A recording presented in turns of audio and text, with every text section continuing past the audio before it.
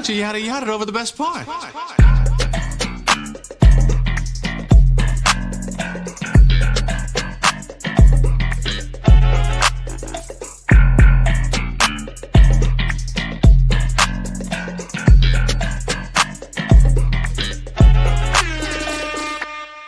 Yeah, ladies and gentlemen, you heard the theme music, which means one thing and one thing only. We are back here for another great episode of the Yadda Yadda Podcast, episode 153 to be exact. It's the kid Joe Cornell in the building. Black Hype is here, Nelso, and of course, our podcast MVP every time, Sebastian! Gentlemen, how we doing on this beautiful Sunday in Kansas City, man? How's everyone's feeling? How's the vibes? I'm good, man. I'm chilling. I'm very relaxed. Very cozy. I wouldn't say a low energy day, but definitely cozy. Like I got the fuzzy sweatpants on. I see.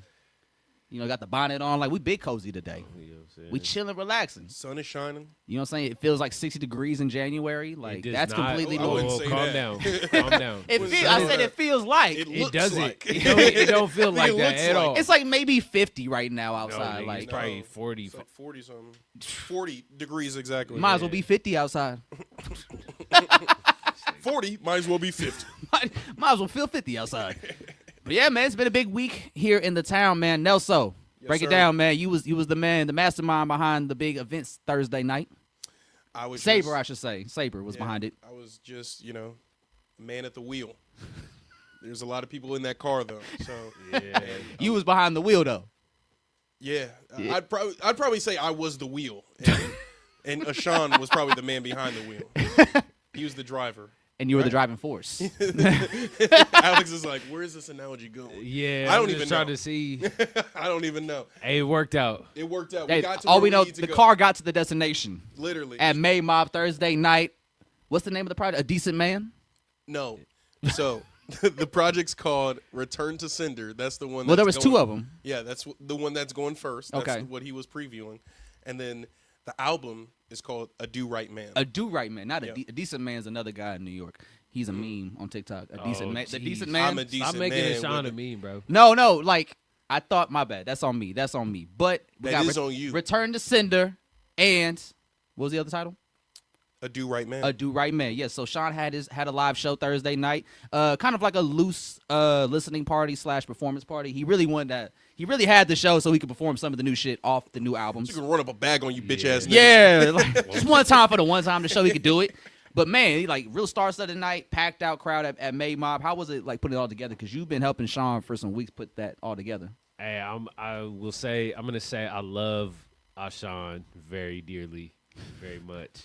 I would just want to take this time to shout out, Andre Sebastian. They got the live stream set up. They got shout out Scorp. He got the audio set up. Yeah. It really was a team effort. Ashan is nothing without the people around him.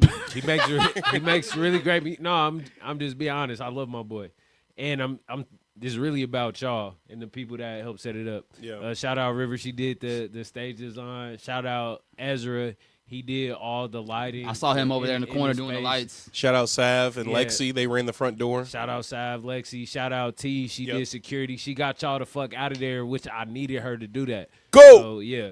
Go! Yeah, on me. But other than that, we all of us have been doing this for 8 years. So I think those events aren't really, that challenging for us. That's things that we got in our bag. Shout out everybody just moving at just like a high skill level. And then shout out Sean and the performers for doing what they do best. A lot of people popped out. A lot. It was probably probably had like 110 there. I ain't gonna lie. I was looking for Tech 9. Like, where's he at in this room? He's got to be here. Was he Man. here? He's gotta be here. But yeah, because like before, I think the week leading up to the show, the week before, like Sean posted a picture that he linked up with Tech or he met Tech and they chopped up game. Yeah. Man, he did some of them ones. He did No Nigga. Man, he ended it with Which- that. Hold on, that Andre, was- drop a bomb for that I one. got you. Hold on. That was Or a gunshot, either or. I don't care. Drop either Maybe or. a gunshot for the other two songs. that he did. Yo, yeah. He also did the freestyle as well. The you know. convo. Yeah. And, Yeah. and some of those folks were in that room. I ain't gonna. I'll say that there was a lot of folks that he was talking about, and I'm glad that everybody got to experience that and feel that in the room. They were smiling, kikiing. Yeah, everybody was having a good time. I enjoyed that as well because this proof that like this shit it's just rap. It's just a competition. But some of us are taking it a bit more serious. You feel what I'm saying? Telling you, they're taking it more serious. So they're that's performing it in front of you. Like all of my rapping homies, all of y'all that been doing it for a while, I want y'all to pop back out. I want y'all to start doing shows, man. Let's see some shows. Man, Andre and Sebastian, get y'all live set up. Holla at the producer duos, man. The tandem. Holla at Sable. Sable will get you right. We got your tickets for you. We got your live streams for you. Let me know what you need, bro. Run the bag to them. But, man, get your shit right. It was a great time. It was. It got cracking out. I was very proud of my boy. It was just fun to see. It was. My nigga said Sean is nothing without the people around him. Hey, man. I knew that was. I was like something. He's like, I love Sean. Shout out to Sean. Great guy, great artist. I was like, where's the but though? Because something's coming. Something's coming. That ain't a but. That's an and. That's and Sean is great. And the people around him make him greater. Drop a bomb for that one time, man. Here. What's up, Nelso? That's my bomb. I was talking about a bomb for him. Oh, okay, there you go. I'm glad you gave yourself props though. No, for real. But yeah, man. Overall, man, like it was a great night. Sean, I expect nothing less performance-wise. Like he did what he always does, which is a flawless performance, man. I think starting it off the show with Go, which is I believe is going to be the intro for one of the projects, man. But that's just a really powerful song. Like and seeing him perform that live, it really just speaks to Sean's talent and skill set because them new songs he was performing, like those pockets are not easy to catch. And he didn't really rehearse. Like that was just all off the muscle of him knowing the songs and believing in himself. So, yeah, and like there was only one song, which was one of the freestyles. It wasn't the convos. It was the Yeah, like that the only one that had backtracks, and that was the only one that didn't sound too good vocally, just over the speakers. He was still rapping. Yeah, it just like it was conflicting with the vocals and him actually performing. But other than that, man, the audio sounded great. He sounded great. And just hearing him hit those pockets and those flows, like how he was, man, it's just phenomenal to see. Like real like A1 rapping shit. Like some top tier rapping and top tier performance like went on that night. And on top of that, TC came on stage. They did 3 songs, like 3 songs together. That two of them, and then previewed the newest track at the end. Yeah, like in the what's that one that you like a lot that they did? I like all 3. All right, what's the one? Is like I guess not. Did she love me? Oh, Love Me Not. Yeah, like that song was great, man. I just met her. And it's really cool to see like their chemistry as artists on stage together, especially when they perform together because they're both good performers. They both don't need backtracks or vocals to like hold up their end of the bargain when it comes to performance. So seeing them two on stage, like they just had to perform, and you just saw them have a lot of fun with it. Yeah, when the artists are having fun and you can tell that they're having a great time, it makes it easier for you to enjoy it. A lot of times at these shows, people be making it awkward because they don't know how to. They're worried about being seen. But everybody was loose and relaxed. Everybody was. Karima, she got everybody the drinks and shit. So. Yeah, like it was very engaging show because Sean's a very engaging performer. So like every time you see him perform, it's like he is talking directly to you as a performer. Yeah. So it does feel very personal, like especially with the stuff that he talks about in his music conceptually. Like it's very heavy, very introspective. Like even reflecting on his own, him as a person, like you can still feel that energy when he performs it live. So yeah, man, it was just like a real A1 a Sean performance for real. And it was kind of funny because at the end of the night, he kind of had like a meet and greet set up after the show. Like those motherfuckers were in lines to talk to Sean, and then like they talked to him for a minute. Kenny would take a picture of them. I'm like, bro, this is a meet and greet you got set up right here. Like, this shit kind of lit. Training his audience. Yeah. Getting them ready. Yeah. Getting them ready for how it's about to be, man. So it was dope to see Sean have that moment, man, and just turn up the city and just – he been running it up since he been out here. He been out here for about a month. He's going to be out here a couple more weeks. He extended his trip to finish up some music. So it's been good to see him just run it up, and that was kind of like that moment we had Thursday night was just like the accumulation of all the work. Sav did say that a few of the patrons hit her with the baby boy, the $30 at the door. But it's like, we're not doing no $8, $10 shows, bro. Yeah. We setting the standard and we showing art. So that's how I feel about it. Yeah. And you should have bought the pre-sale tickets. And on top of that, like Sean's somebody that has been performing for a long time. Like we just talked with Token about it last week. Literally. About like Sean journey in the scene even back 10 then. years. 10 years now. Like they going 10 years in. So it's like, yeah, bro, Sean been doing this for 10 years. He's not gonna charge you $10, $8 for a ticket no more. Like He been proving it, so of course the price is gonna go up, especially since he's been having the run he's been having within the last year and just in the last month in Kansas City. Yeah, so it was a great night, and you was streaming with him yesterday, right? Yeah, we went. Isai hosted a stream. He kind of kidnapped us a little bit. Took y'all around the city, huh? Yeah, had us rolling around in this box truck, and it was fun. I enjoyed myself. We did a few challenges, stopped by some local spots. We ended up stopping by Maymon for a little bit. Yeah, Shout out was Ezra just DJing FK. there? He was.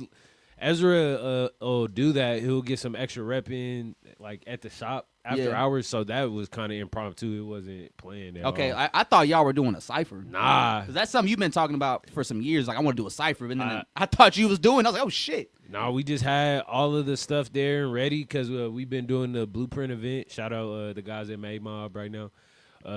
And they just ended up freestyling about the boonch. Yeah. This nigga Sean bragging about his breath control. We need to, all right.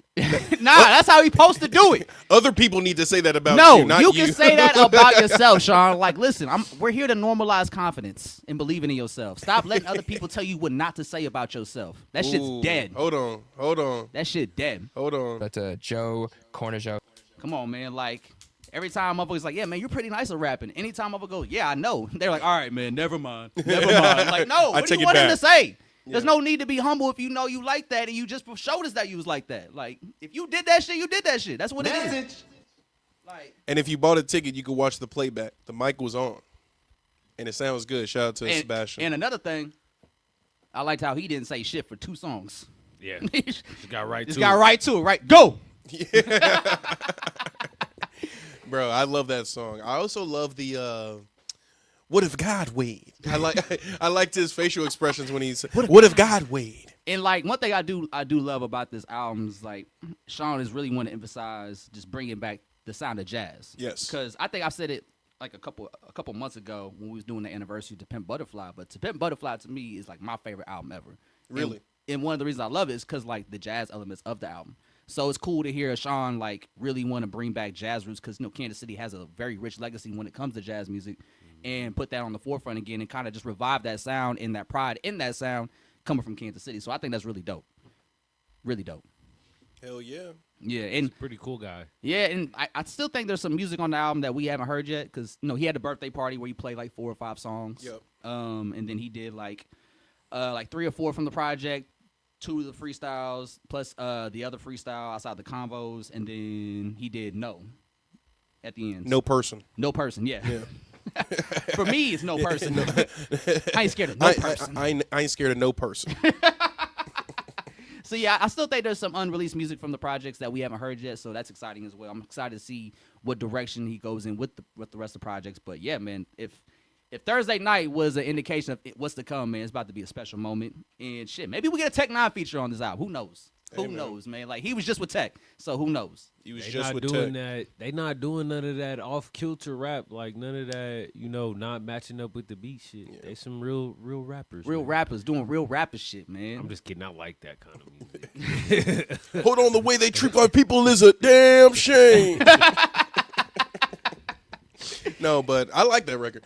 Back to the stream though. I want to talk more about that. So you felt as though you got kidnapped. Yeah, a little Before bit. the stream, you said you didn't know you could do as many push-ups as you did. Yeah. What the hell does that mean? So one of the spots we stopped at was this brewery called Up North. It was Up North. If It's a brewery? yeah, it's a brewery. Called Up North. Yeah, just Up North. just in old Northtown. And sometimes the streams get kind of like, you gotta find stuff to do. Yeah. And at some point, there's always either arm wrestling or a push-up contest. Something We had physical. we had a push-up contest. Came out on top? Always. Pause. Hey, Hey. I mean, that's a certain dominance, Joe. That's I was a double entendre, too. undefeated in all of the challenges. really? So you Except- was okay. Maybe the egg challenge. I kind of. What was the egg egg challenge? challenge? So we had to hold a spoon, an egg in a spoon, like in our mouths for like 30 seconds. What do you Like mean in by this that? moving truck. What do you mean by that? Yeah. In a moving truck. In It a was mo- shaking and shit? Yeah, it was like moving around. Whoever was driving, Lord. And see, that's Lord. that the moment you were like, yeah, you know, sometimes the stream you gotta figure out like, what are we gonna do to entertain? How we keep it rolling. Yeah, like that'd be the biggest thing for me, like when it comes to streaming, like, and that's something, you know, I do give streamers credit for because they are able to just create up shit or make something happen on the fly if they need to. But that's also just like the constant pressure of like having to constantly keep your fan base entertained and then figure out new ways to level it up and step it up even further once you get a bigger audience as you keep doing it. But like, yeah, just like that constant pressure, like entertaining people is like why I could never really dive into the streaming world. Or I don't even go on Instagram Live for that sole reason. Like I don't want to go on Instagram Live and you expect me to entertain you while I'm on this live. I think there definitely is demand of that to like entertain, but at a certain point it's like you can't force it because it'll feel forced. Yeah. And like that's where a lot of times like we had enough people in the stream that knew each other to where it was like constant banter. Yeah, there was like a lot of natural chemistry, I would say, especially between like Scorp, TC, Man, hey, Sean, LA. You wasn't there, Andre. You probably remember this, but at Sean's birthday party, right? Mm-hmm. So like we was just kind of all like in a group with us. It's like me, Scorp, Broderick, Isai, Doms, Sadia, and we was just all like Broderick with Sadia. My apologies. And Broderick would just ask us all like generalized music questions, and we would all answer it. And one of them was, "What's the best produced album ever?" That was the prompt. That was the question, right? This man Scorp just used as a reason to shit on Illmatic. Like, oh, Illmatic's production is trash. He always be shitting on legends and especially. Didn't he have a Whitney Houston take earlier and that night? Beyonce take. But I be seeing shit that he be reposting. I'm like, bro, you like this but don't like Whitney Houston? You did we weren't even asking you what was the worst produced album you ever heard. We just said what's the best produced album. He just used that as a reason to get that takeoff on Nas. I just hate Illmatic. Illmatic's trash. I'm like, yo, bro, come on. What prompted that? What prompted the response? You ever work on that shot? But like I've also learned like he's bound to have like just takes off like that. Wall. Yeah, off the wall takes like. 'Cause I heard that first, and then somebody was like, "Yeah, he said Whitney Houston can't sing." I'm like, "Yo, what's going on?" Yeah, earlier that night. Yeah, He's just trying to. He's rage baiting y'all. Yeah, it almost worked. Yeah, because we all were we got up and we're like, "Bro, what?" You know, he from Wyandotte, so it's in the water over there. That's how it started at like Code Red. Literally, there was a KC or a Kansas versus Missouri little beef, little tiff shit. in the beginning. Word. Yeah, it was a lot of Wyandotte artists. Oh yeah, a lot of Kansas folk. I mean, they do have a big following. Yeah, they have a lot of artists that came from Wyandotte. We kind of settled on Kansas having better producers, like overall, and us having the better rappers, like the better rappers being from the Missouri side. Now I will say, together, you got Voltron. Now check it out. We got Tech Nine, but now I'm not saying he's on this level either. But I do respect him a lot as a blog era artist. But they do have XV. Shout out to Joe, Corner Joe. Actually, that's funny because he just did a video on XV too. Word. On Instagram. But like, yeah, if y'all don't know, like XV was the blog era rapper, the green backpack. He was really big into pop culture. So like, he had a bunch of cartoon characters on some of his cover arts. But he had a huge following. He was big on the blog era. He's from Kansas. Oh, word. So that's why, like, when I found out about him on the blog era and on the blog, I was like, oh, he's from Kansas. That's pretty lit. Because by that point, I never heard of a rapper from Kansas before. I didn't have internet back then. He had, because he was popping around the time like Chitty Bang and all them were too. Oh, word. So he was part of that blog era class. So, and then he had a song with Wiz called Gobstoppers, which was really dope. Oh, word. Yeah, so he was doing some shit. But then, like, he had a kid, kind of fell back a little bit. And so he kind of always been like that underground legend. Type shit. Yeah, so, but shit. Kansas, he was a good start for them. And, of course, we had people like AL, Broderick, people that came in the next generation. I mean, Des is from Wyandotte, too. The DJ? Yeah, just Des. Oh, I didn't know that. Yeah. Nice. See, yeah, there's some cool people from Kansas. Yeah. And he shut it down last night. You feel me? In the Ferns with my boy Dom. Yeah. Dom Cron. They shut down the Ferns last night, bro. It was crazy. And, like, I don't know if the crowd are just conditioned to, like, kind of leave around 1. Yeah. But it was banging up until, like, 1:30. Because the Ferns close at 2 o'clock? Bro, they got it until 3 now. People probably don't know that yet. Yeah. Because, Ferns used to close early. Yeah. Or, like, earlier than most clubs. Let's put it like that. He, like, made this announcement, giving, memorial to Renee from Minneapolis. Mm-hmm. She also has ties to KC, but basically... Renee Good? Yeah. She had ties to KC? Yeah, I thought we talked about that earlier. I didn't know that. She's from Waldo. He mentioned it. Oh. Bro, Kai's wife was a teacher at her kid's school. Whoa. Kai's wife knew her. I didn't know that. Crazy, bro. That's crazy. Family still lives here. Wow. I didn't know she was from here. She literally just moved to Minneapolis like 8 months ago. That's crazy. Fucked. Crazy. R.I.P. to Renee. R.I.P. to Renee. But yeah, around like 1:30ish, he like kind of like made shout outs and whatnot. It was like, fuck ICE. If you're not working with that, fuck you. I don't want to be your friend. Everybody's like, yeah. I was like, in Missouri, that's always a wild card when I see people do that. I'm like, like, I agree with the sentiment 110%. Fuck ICE, all that. But sometimes when I see artists come out of town and they try to get off a fuck Trump chant at their shows, I'm like, I don't know if that's going to go over well here. Like, hey, man. But like, when not at the Wayne concert. They did that at the Wayne concert? I'm saying that. Oh yeah, like I remember we saw fucking Snow the Product at one of the Flyover shows, and this was like 2017 or something, like when Trump just got in office. Yeah. So she first one. She got off like fuck Trump chance. I'm like, we are in Kansas. I don't know if that's gonna hit the way you think it is. Bonner Springs. Yeah, like but you give anybody enough beer, they'll say fuck anything. Oh God. Hey, hold on. Message. Serious. They'll fuck anything. They'll say fuck anything. Alcohol, it's all you need. No, for real. But yeah, I'm glad Des turned up, man. Des is dope. I've got the DJ over a few times on the last few heat waves, man. He's always dope. I'm glad. Amazing. I'm glad he had it. And plus, Moonfwa. Him and Moonfwa had a show, I think, last Friday. They were at Fern Bar. Yeah, because we had, it was the same time as Ty's gig. So No, it was that was the same day, wasn't it? no. I don't think so. Was it? I think it was. Oh, it was because we went after the Thai shit. Yeah, you're right. You're right. Yeah. It was Friday. It was Friday? Yep, it was Friday. Okay, yeah. But speaking of some other town business shit, we talked about Ashan shit. We talked about Des and Dom shutting down the whole Ferns. Boulevardia announced this week that after 10 years, they are done. They're finute. Is anybody Outta here. About time. Is anybody that's not white in Kansas City surprised though? I sent it to my group chat and I said it's a long day for somebody who listens to the Lumineers. Where's your drop at? Hit your drop. Hit your drop, Nelson. A lot of stump clap music. I belong to you. You belong to me.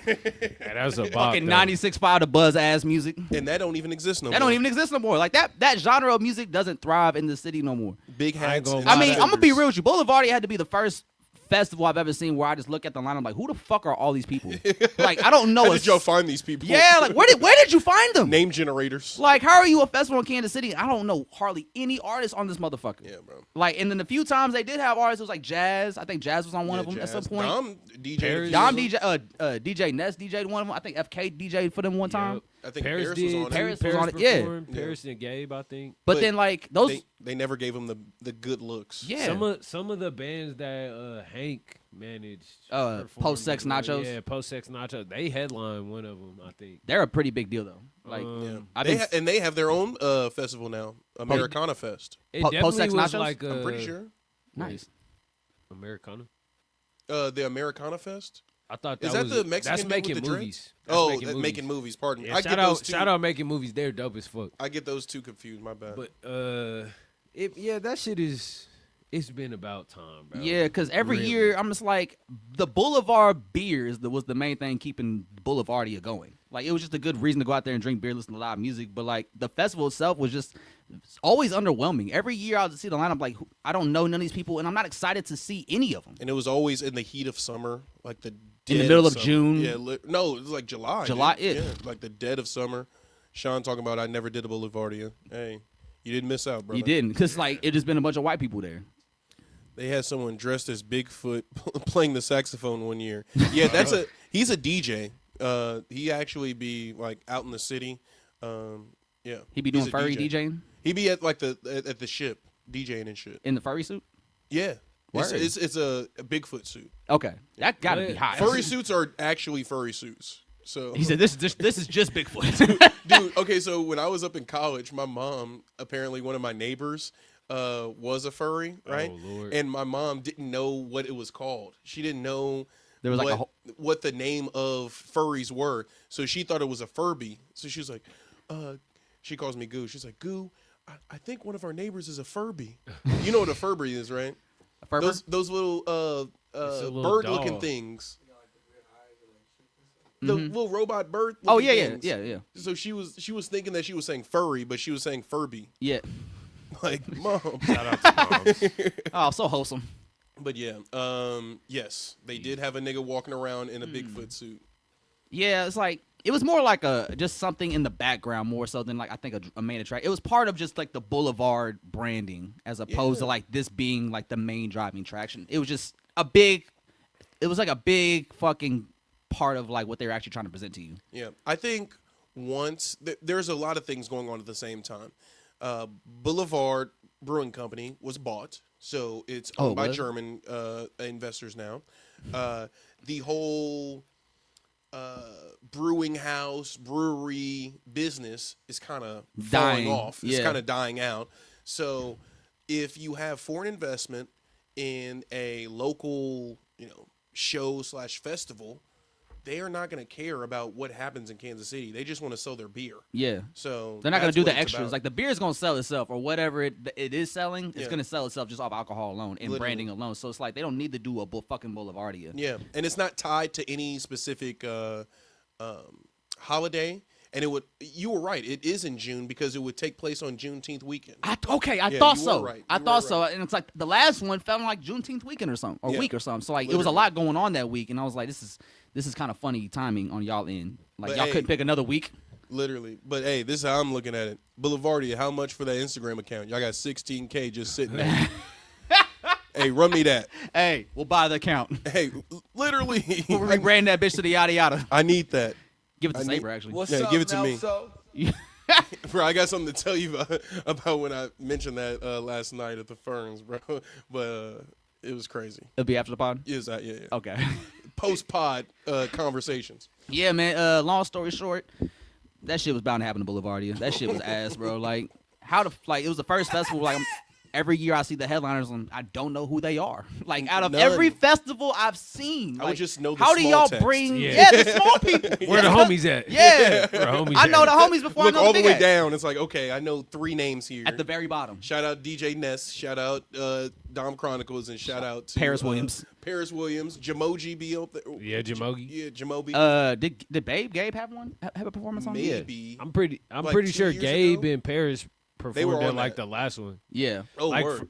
FK was there too. Yeah. And that's what Ness At was that there same too. one, yeah. Yeah, they So had it like was a- like literally all the homies on the same bill, pretty much. Yeah. Like that could have been it could have been extremely more successful if they would just made it more accessible to black You artists. know who they And shoulda- embrace the You know who youth, they man. should have hit up? They should have hit up like the Lang brothers and Project Stacks Lang. and them. Yeah. Like that would have been the way to go. Like That really would have been a good way for them to kind of like make it re-emerge. yeah, in the scene. it could have been more modernized. I feel like, Yeah. and they would have been able to mix it up as far as like artists. yeah, 'Cause, the man, bro. selection, Yeah, because like curation. just Token talking about him coming up in the scene while they were doing their thing. Like they was really, bro. Project Lane was making moves. Literally, yeah, it was, bro. it was Like- big time for sure. Like, bro, they brought Post Malone here. They had Yes Jules here. Like, they was pretty much tapped into a lot of SoundCloud shit when The- it was like really popping. And that's when you could get artists here for cheap. Like, if you listen to Broke Boy by Playboi Carti, he was like, "What? It's $1,100 to book me." Yeah, Like, $1,100 to book Playboi Carti in 2015. Like, you could have. That's an easy paycheck if you're just a college kid saving money. That's a deal, man. And you could charge more for tickets at that point. I remember when Jack Harlow just had the that one song on Twitter. Oh my God, I gotta find it. But we looked up his rate, and it was only like $800 an hour. Yes, and that's back when artists were being real reasonable with their prices. Literally, bro. Because, like, you still had to hit, like, the college circuit. You still had to do, like, the small venues. Like, you had to do a bottleneck before you get to the Granada. Then you did, if you saw the bottleneck, then you can go to Granada. If you saw the Granada fast, then you can go to fucking Uptown. Like, there was, like, a chain of command that artists on the rise would go through. So, like, we would see a fucking Gold Link Yeah. at the Granada because he just put out with Crew. Masego And Masego, yeah. that was a crazy show. But see, like, the Granada was always, like, a great stepping stone for artists on the come up because it's like that's where they usually go because like obviously you're not big enough to sell out a theater or even an Uptown theater, but you can do the Granada. Yeah. And on top of that, like you could pack that bitch out. Like the Granada holds like maybe 100 people, if not more. No, it was way more. Maybe But see- like 2 to 3, bro. And like if you get like a nice size group, if you get like 150 people in there, it's gonna look nice. Because Yachty did the Granada. He did. Yeah. Yeah, he came Bro, here. I dapped up Lil Yachty. Like, I got a clip of me when I threw up my phone on stage. And that was you? Oh, there was a chick. Who was the chick that was with Boat Team? The girl that was a part of they click. The original click. the sail team. Yeah. I can't remember her name. I can't remember her name, but I threw my phone up to her, and she like recorded Yadda, and then she's recording me. I'm like in the front row. I'm like, yeah, this is peak 2016. Never 2016. Never forget. All summer 16. No, for real, bro. But that boat show was amazing. That's probably one of the most fun I've had at a concert. Like I saw Vince Staples at the Granada for the Aquatic Life Theory or the Aquatic Life Tour, which was the tour he did before the Big Fish Theory came out, and that shit was great because I think it was just him and it was Kilo Kish. Bro, and the worst part, like she did really good. Like she had great theatrics and like great stage presence. But then on top of that, people would just be like, "Who the fuck is this girl?" I'm like, "Bro, you at a Vince Staples concert asking who Kilo Kish is?" Like, I hate not it tapped when in. you not. You don't know the story. Disrespectful to the opener, bro. Like they'll boo him or like, man, what the fuck? We want to see Yachty. Like, bitch, Wait, shut up. Yeah, like, bro. He's obviously cool with him. Yeah, he's not gonna just leave. Yeah. Like, it's not just this nigga show. So like, yeah. Yeah, but yeah, man, like shout out. Yeah, I miss the Chain of Command days. Man, When so artists were reasonable prices. Is it R.I.P. Boulevardia or just Rest in piss. Rest in piss Boulevardia. You never provided nothing I loved. Like, Yeah. I've never been to a single Boulevardia. I enjoyed popping up there. So you we did- would yeah. pop up at Boulevardia for Yeah. May Mom, so it was cool cool. little bag? Yeah, it's a nice like pop up. Some of the pop ups are fun. That's one of the funner ones. Honestly, I think we everything. sneak everybody in with wristbands. I and think shit. with Boulevard, yeah, like Like, you with know, Boulevardia, like everything that was fun about it happened outside the festival. Like it was just being in the space with all these people and It was just enjoying kicking like it with Boulevard, the homies, yeah, getting drunk. Boulevard beer, drinking some beer, selling some merch or doing pop ups. Like Hey, I remember they first started putting out the quirks. I was like, "What is this?" Yeah. Oh, This is a new level. This I'm the on day a new drinking level. shit. I'm on a Yeah. new level. Yeah. But yeah, man, I Give mean, me 8 quirks. the way- I mean- I'm about to get activated. And now they got the THC ones. Oh, word. Yeah. Yeah. What's up, Boulevardia Hey. or Boulevard? Boulevard, like Germans, What's whoever the up? fuck owns it What's now. up, Germans? The same. No longer town business. Yeah. Yeah, man. So like, yeah, I can't really say I'm gonna miss anything I never enjoyed. So, like, Me too, Joe. Me too. if Boulevardia actually was worried about putting on good shows, they wouldn't be in this position now. But they weren't actually worried about that. Man, I wonder how much they made. literally. Like, was it I think- worth it? The brand Boulevard carried Boulevardia way further than the actual festival did for it. Okay. Because I mean, there was just nothing redeemable about them shows. Them festivals, like, there's not. I never heard nobody go to Boulevardia and have a cool story about it. Yeah, I got married at. true. Like I no got one that went to engaged at Boulevardia I got engaged at Boulevardia or like, man, so and so by the Green Eggs. close. Hey, they had, by the Sasquatch playing the saxophone. like no one ever went to Boulevard and was like, bro, wait a minute. When that headliner got on stage, bro, they tore that shit down. Yeah, you're right. I've never heard somebody like brag about the performance they saw at Boulevardia. But for Buzz Beach Ball, I remember seeing Weezer there. Amazing show. Buzz Beach Ball. 1975, amazing was that, show. that was 93.3, right? Or was that No, it's the Buzz. the Buzz? Yeah, Buzz Beach Ball. like that shit was fire. Yeah. And it was at Sporting Park. Oh, was that sporting? It's a huge show. Nice. What do Huge y'all? show. Why do you think we don't get those kind of shows anymore? I just don't think we have People the don't money care? behind it. Or like, for example, like Mammoth. Like I haven't seen a Mammoth show. I mean, I work at radio, so like when we give away tickets to concerts, it'll usually be like, oh, sponsored by Mammoth or sponsored by AEG or whatever. But like, Mammoth be doing the undercards of promoters. Well, So do you know Radius? Like Radius Presents? Have you heard of them? They were the ones that were going to do the Gabe show out in Lawrence. yeah, They did the that one show. Oh my God, what was that dude's name? Dom was the DJ. Mavi. Mavi. Okay, They yeah. did the Mavi show last year, or 2 years ago now. I think it was 24. Who all was on that bill? On that line? Mavi, Pink Sifu. Yeah, somebody was there. that we knew. His name, what is Amir? Some dude named Oh, Amir. that's the one that Bree was at, right? Yeah. Yeah. That's where I remember seeing that from. So, Radius is under Mammoth. Okay. So they have a like a little deal sub. to use their systems in place and whatnot. So you might not see the Mammoth logo or branding, but it's going to be somebody under them because What's they up, use Ra- e-ticks. Radius, let's talk. Cause Literally, that's my come boy. on. Fuck, I forgot his name. Because if y'all remember, the flower festivals were being brought to us by Mammoth. Yeah, Because Yeah. Mammoth, I learned this talking with Hank. Mammoth is pretty much in control of like the whole Midwest market. Literally. So like any concert happening in Omaha will probably come to Kansas City, Yeah. St. Louis. It's all controlled by Mammoth. Yeah. So like Mammoth was the one that was having the flower festivals that Mm-hmm. we were having in the 2010s, and I would say all the flower festivals were super lit to me. I had fun at every single one we went to. Like the last one we went to had Cardi B, and that shit was lit. Was it Cardi B in 21? 21 and Kodak. Who had the best performance? I think Cardi killed it actually. No, Cardi. Yeah, Cardi B. Spaz. Cardi B Easily. went crazy. Like she and to 21 and Kodak Black's credit, they did perform pretty well. A lot better than I expected them. No performance tracks. None at all. And this was like, this is pre, Kodak now. So like Kodak was like kind of still head straight, still on point with shit. So because I think NBA YoungBoy was supposed to be at that one, but he didn't make it. And then they had G Herbo replace him. That's a I don't banger remember. of a fucking. I don't remember Herbo set. That's a banger. That was the year he was doing the Swervo shit. Okay. Swervo. Or like That's Will Chamberlain era. The one he did. That's the That's project. the green or the red cover. Yeah, with 808 Mop Southside. Okay, yeah. Yeah, that was that year. I mean, So that's a dope project. yeah, that was a good. So I- that I was a just good was- lineup. I wasn't paying attention. Yeah, we was. Yeah, we was always off the shit. Who was lit? Let me say I was lit. No, but it's my boy Kemper. I remember his name. He runs Radius and does shows via the Bottleneck, and he just I think the newest show that he's promoting got upgraded to the Granada. So Okay. Dope. Man, he's doing his thing out there. y'all remember when we used to have shows at the record bar? Yeah. Remember we used to have shows that mattered at the record bar? There's somebody there that is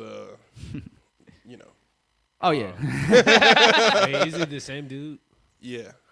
yeah. There's somebody who's sabotaging. Because man, the record bar used to be a great venue for like live shows and just for like artists that were popping. Like it didn't have like Primo Rice could do. I saw fucking Brent Fayez had a show at the record bar before pandemic happened. Yeah. And he sold that bitch out. Yeah, it was packed in there. Did you go to that? Nah, I just remember seeing the videos. Like E and Sean went to it. Yeah, like that bitch was packed. I'll tell you this. Look, apparently there will be something to celebrate and to go to around May time at the record bar. That's Okay. all I got to say. All right. We'll That's talk about Media it. Nelson. We'll talk about it off camera. Yeah. We're gonna find out regardless, but yeah. Interesting. Y'all not gonna find out nothing. But yeah, man, like Destined even, Comrade is coming. Dude, if I'm not if I don't work on a show when in which Destin Conrad comes to Kansas City, I might just have to leave Kansas City. Hey, you got to go to where Dustin is. Yeah. Or Destin. Is it Destin or It's Dustin? Destin. Destin. where is This he at? nigga's the last show that he did in proximity to us was Columbia. He does a lot of shows in Columbia. Actually, I was surprised Larry June went out to Columbia that time we went. Nah, out I'm not very surprised. But he could have easily did. I mean, the Blue Note, like he packed out the Blue Note. He could have easily did like Uptown Theater, Yeah, easily. unless Blue Note's or bigger. You think he could have did like? You think he could do Midland?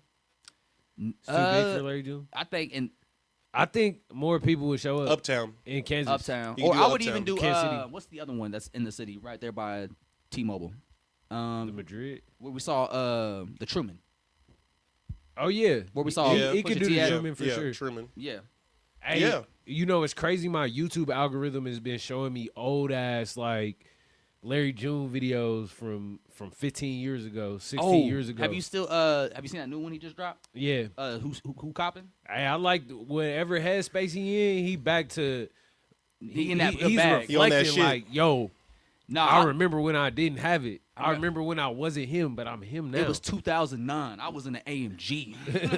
Mama's saying, please stop selling dope or something like that. Because he's like, I just had my son. Like, Yeah. I like that video a lot because it does. He talks about these moments. Like, in 2009, I was doing this, and it shows footage of him in 2009, Yeah, like it shows mobbing. clips, yeah. and like each year he'll mention like there'll be another footage pop up from like 2011 of him living life, and he's rapping this verse about that time period, and you're seeing him live life in that time period. He's telling you about what he's into, what he's doing, like when he makes that transition to like music. Like it's really dope, man. I think like shit like that is why it's cool to document a lot of your life and upbringing if you're an artist, because when you want to tie back moments like that, you have the footage to show people like this is what I was on. Well, it's proof that he been working with the same people for a long ass time. Like Sean Kelly is the one who's like started the Free Minded, and he been with him ever since. So that's why he is able to do that and just have those clips, have those remnants of the past there. Yeah, and it's it was dope to see. and it was so cool because like he's talking about like 2009 when he was rapping, and he was or like 2012, and this was when he was in Atlanta. And I don't know if you remember seeing this go around, but like before he passed away, like OG Macko was talking about like him helping Larry June back during that time. Yeah, like that time when like bitch you guessed it was popping, and Larry was like in Atlanta trying to make his way. He was trapping. Yeah, trapping Larry. That's why he shaved. Yeah. He had to go back to the old days. But yeah, man, I love that video. Like Who Coppin', like that's a dope video because I just love the throwback and I love the reflection in it. So like it's not like Larry from the Smooth Con to Who's Coppin'.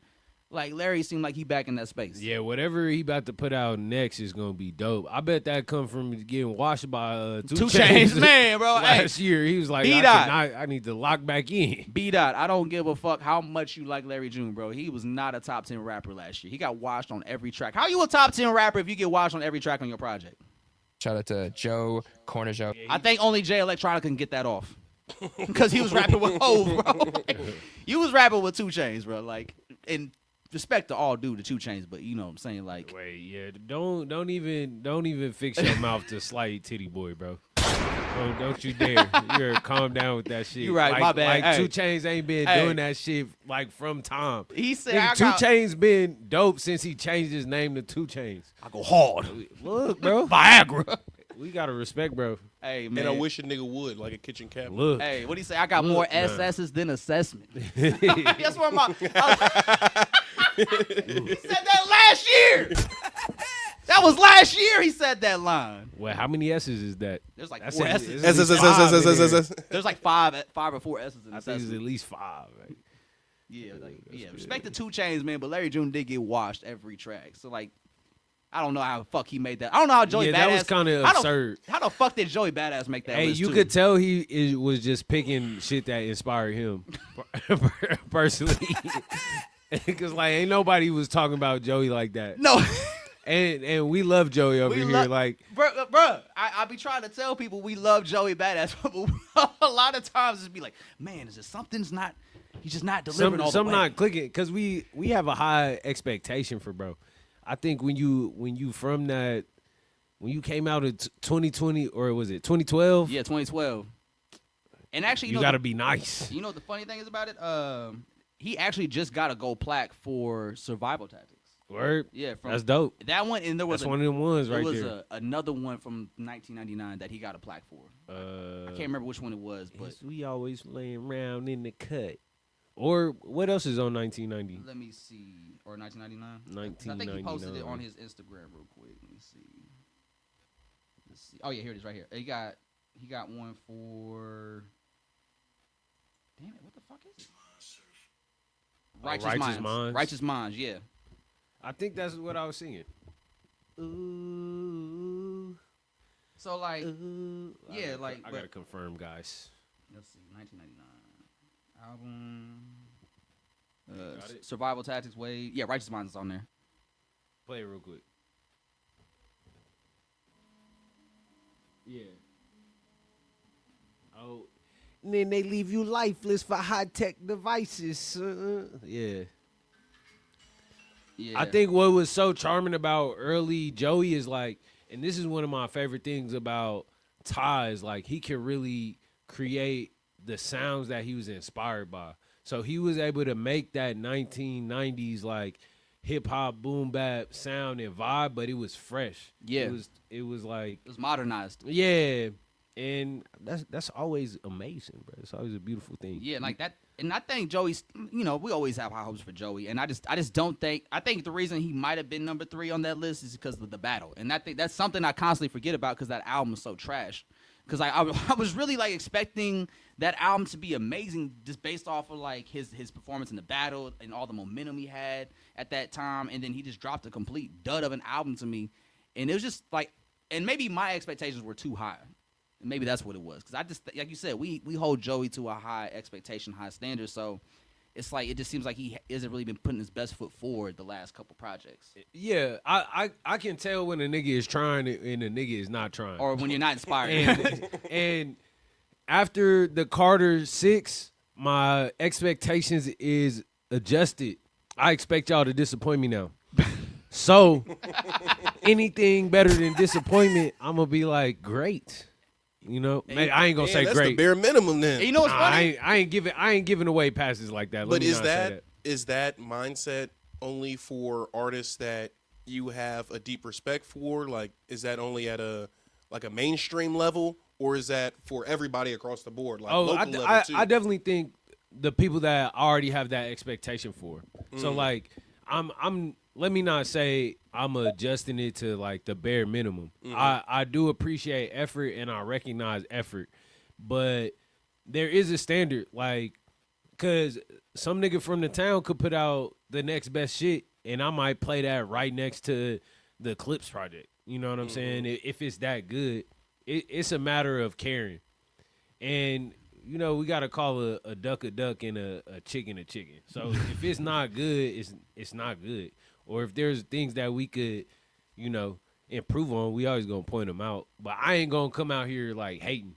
Yeah, you know. I hear you. Yeah, like we always give Joey a chance, and we always listen to it with good ears and good expectations going into it. And it's just like whether they deliver or not is up to them, or like, you know, like I said, it's up to them. But so far from what we've heard from Joey, the last two projects, it's just not what we expect or hold Joey to. It hasn't been reaching the standards we hold him to. Not up to par. Not up to par. So like the fact that he was number 3 on B-Dot's list, that doesn't make any sense. Sounds like payola.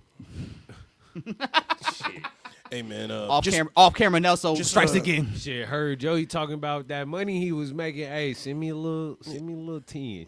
Just put me on the list, bro. Send me 5. Just put me on the list, bro. Where you want to be at? Just put me on the list. How high up you want to be? I'm trying, bro. Just put me on the list, bro. I can't put you past 3. Because that's just absurd. How much you want? 3 is absurd, bro. 3 is a fucking absurd for Joey Badass. But that's, yeah. And there wasn't any Chance on there either, was there? No, Chance wasn't on there. Yeah, I mean, somebody got paid. Hey, Joey was high. Joey was ranked higher than he had him higher than Lloyd Banks, Ransom, Bodie James, 2 Chainz, I believe. He was tripping. My nigga Bodie dropped 9 joints last year, and I think a lot of people got caught to Chance shit late. Yeah, like real late. I think, and I feel like a lot of people wasn't so willing to like open up. A lot of y'all wasn't listening to the Lucy's that he was putting out. Y'all didn't realize that we knew this was coming. Yeah, we've been telling y'all for like a year, like, hey, yo, Chance back. Been telling y'all. Been telling y'all. But yeah, I think he had Joey higher than JID. I think the only people he didn't have him higher than was Wale and the Clips. But yeah, he was ranked higher than 2 Chainz, Larry June, Bodie James, JID, Ransom, Lloyd Banks. Nah, it was Lloyd Nas. Banks? It was Nas. Lloyd Banks was on his list? Yeah. Yikes. Obviously, this is subjective. Obviously, this is opinion. Obviously, this is just his takes, his opinions, Yeah. his personal music takes. This is who inspired him. For sure. Because nobody is like been like, oh yeah, this list makes sense. This is every year we're just like fucking B-Dot list again. Like every year we say this shit. It's fucking wild-ass list. B-Dot list, bro. Everybody, he pisses everybody off every time he drops one of these lists, but it works for him. Speaking He of does great somebody who interviews. pisses people off by not dropping, Album dropping never. Album dropping never. Don't Be Dumb allegedly is dropping next week. No, That's it's right. happening. This Friday. It's happening. It's the this 16th. week. Yeah, you're right. Sorry. Nigga, jump on my Forthcoming. head. Like Mario, man. Like, hey, forthcoming. You said, right? It's my second album. You said forthcoming. It's coming. But yes, man, Don't Be Dumb, A$AP Rocky. The album is allegedly dropping this Friday, January 16th. Rocky's been doing everything in his power to show us he's actually following through. Today, he actually dropped more vinyl editions for fans to buy if they want it with different cover art, man. And I will say, the creative direction for Don't Be Dumb is really fire right now. I like Tim Burton. I like all the characters he's been portraying. And, you know, he dropped a new single last week, Punk Rocky. Mm-hmm. And in the video, if you remember in the beginning of it, when the cops are arresting him, it's like he's arresting 4 different Rockies. And when I say by that, I mean, like, there's like, I think each of them represents like the eras he's been in since testing up until now. Because you had the one dressed in like the fake overalls of Don't Be Dumb. Yep. You had the one with the babushka on there. And you had the one with the white t-shirts tied around his face. Yep. And then you have Rocky now with the curls and whatnot. So I don't know. I'm just super curious to know like what these characters represent, but I do like the fact that Tim Burton is behind the creative direction of the album and of these art and of the characters. And so I actually got to watch Punk Rocky. I've seen it numerous times this week. Have you guys gotten to watch it? Mm-hmm. What about you, Andre? No, I haven't seen it. You still haven't seen the video? No, I haven't seen it. All right. So I ain't gonna lie. This morning when I woke up, I was ready to come in and just shit on it. Really? I ain't gonna lie. But the more I listen to it this morning, the more I'm like, oh no, this is actually, I fuck with the song a lot. Yeah. Now, my biggest issue I had that I was kind of ready to get on about it is, you know, I didn't want to wait 8 years for a Rocky album, and the first single you gave us from the project was a rock song, you know. But I do like it a lot because I think when it comes to this sound that, you know, Rocky's been trying to dive into this psychedelic rock sound for a couple projects now. And out of like all the songs that he's done in that sound so far, I think this is the best one. I think because, you know, it's like there's like an evolution of that sound for him. Like there's LSD, there's Kids Turned Out Fine, there's Sundress, and now we got Punk Rocky. And I feel like all those songs were leading up to him perfecting this sound. Because this sound does have like a kind of a grungy late 90s feel to it. Especially with the garage band in the video and like him using Papa Rappa for the cover art. Feels like pop rock or pop punk to me. Because the melody reminds me a little bit of All the Small Things. Yeah. Where it's like, how's it go? Calling, waiting, commiserating. Like that pocket. Like I feel like he borrows that pocket quite a bit, especially on the first verse. So it's like I hear where like the pop rock influence comes from, and it kind of almost feels like Nirvana a little bit, with just kind of like just how the drums sound to me. I wouldn't give it no Nirvana. I'm not saying like he not tackling those aspects, but I do like how it sounds. It's not as bad as I thought it was gonna be. All around, I'm happy and excited for the album to come out. I'm not holding my, you know, we just talked about expectations. I'm not really expecting anything. I'm just prepared. I'm prepared. I'm just peeping what I see. I really like the video. Yeah, video's really dope. As far as concepts and rollouts and how he creative directs the project, Rocky is proven at that. Like, so I expect it. It's cool that he's doing it with Tim Burton. Yeah. The video was really dope.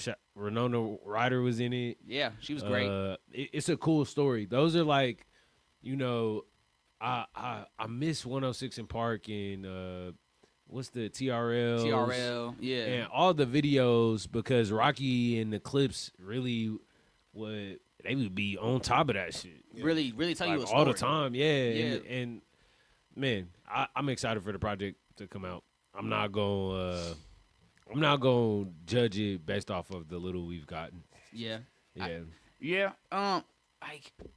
I ain't gonna lie, cause so there's been a couple of people posting pictures of the album being already out in some Targets, cause some Target stores are selling the vinyl early. Yeah. For some reason, I don't know. We don't know why, but yeah, some people found the vinyls in the store. So a couple of songs have made their way to Twitter. Just blank. There's nothing on it. And that'd be fucking hilarious. So gotcha, bitch. There's nothing in it. Like, It's a link that's not active to Download code, bro. Like Fortnite. You know, like when they sell the physical copies of Fortnite. Oh, there's yeah. nothing in there. It's just it's a piece of paper telling you to download it. Yeah. download this. It's like, bro, you paid What for if a I box can't? for a game that's free. Yeah. Crazy. But people have been uploading the music. yeah, so like yesterday there was a song that was uploaded to Twitter from the A$AP Rocky album. It's called Poundestein/Shirt, and it's A$AP Rocky, Alchemist, and Icy Twat. Sounds like it should be a banger, right? And the beat was fire, but I just think we're at a point now where I just don't know if, as a rapper, if Rocky has anything interesting to say at this point. Now, I like Punk Rocky because it is different and he doesn't have to rap, but I think that bad, because I was listening to Testing last night and I listened to songs like Purity, Changes, Black Tux, White Tux, and it's like what he's talking about and how he's covering the topics. It's kind of more along the lines of like what Punk Rocky was doing in terms of like love, heartbreak, and whatnot. And I think that's a great bag for Rocky. Because I just think as a rapper, I just don't know if Rocky has any more creative juice to make it entertaining. Because like how he was rapping on that Alchemist Icy Twat song, it just didn't sound good. It didn't sound exciting. Like the beat was the best thing about it. And Rocky, he just didn't really bring anything to the song that made it interesting to me. Oh man, so he got outshined by Icy Twat and Yeah, and they weren't even like they rapped.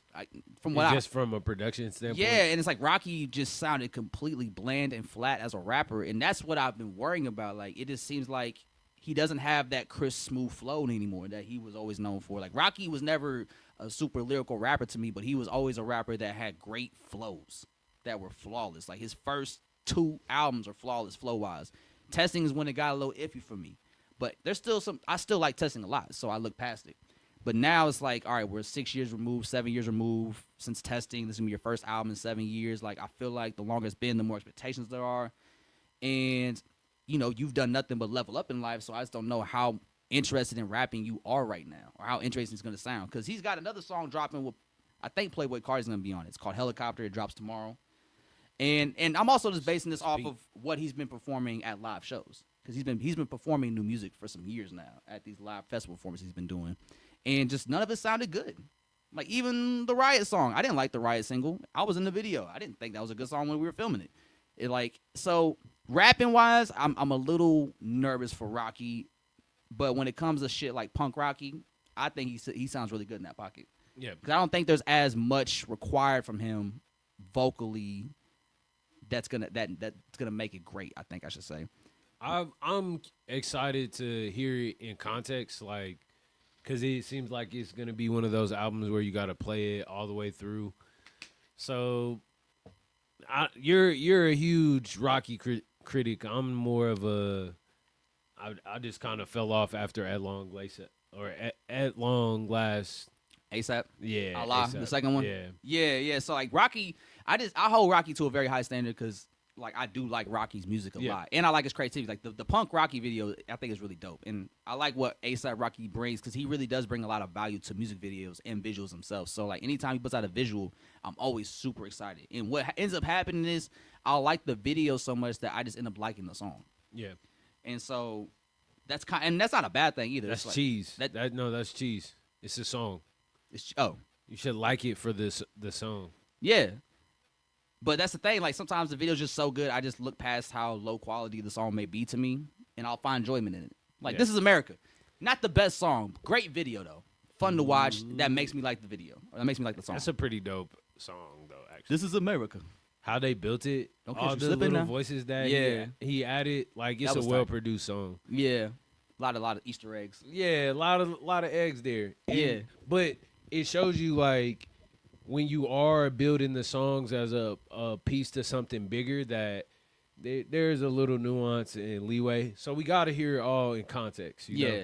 So I haven't heard the snippet or any of the leaks, but Icy Twat, The Alchemist, A$AP Rocky, that sound fire. That sounds perfect to me. So, like, 18-year-old me is like, what? It's the dream team. Yeah. So I'm still very excited for this album because I could tell Rocky is putting a lot into it with the rollout, and he's having the different cover arts and the numerous vinyls that you can collect and all the merch boxes, and like, so he's putting his best foot forward. I really do want to buy a vinyl, but I just don't know what this album's going to sound like. I don't know how much I'm going to like it, so I don't want to commit to it just yet. But I do like the energy that Rocky's put behind the project once he's started getting active. I like Punk Rocky, and I'm curious to know what Helicopter sounds like.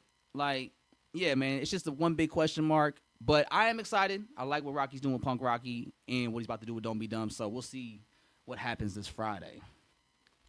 It's going to be a good time. It is. You'll be all right, Joe. I mean, regardless, I'm going to like it regardless because I just like A$AP Rocky. But, like, it's just it's like a Joey Badass. I hold him to a high standard that I don't know if he'll ever really reach. Yeah, so I might not ever be satisfied with what he puts out anymore. But, like, I still support it a lot.